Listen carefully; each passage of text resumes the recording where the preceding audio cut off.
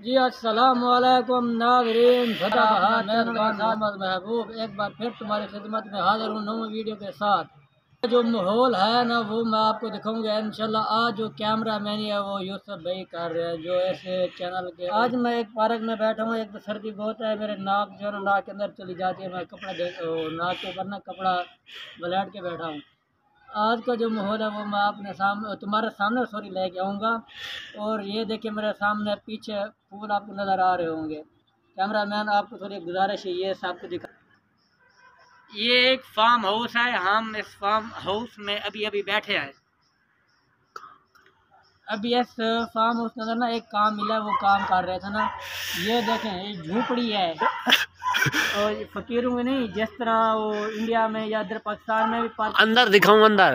हाँ अंदर दिखा दो यूसुफ बेन को।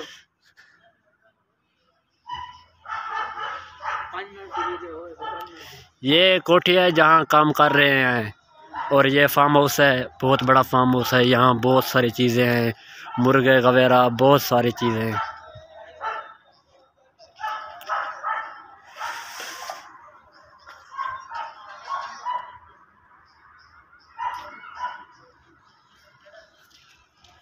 चल भाई खाली ब्रेक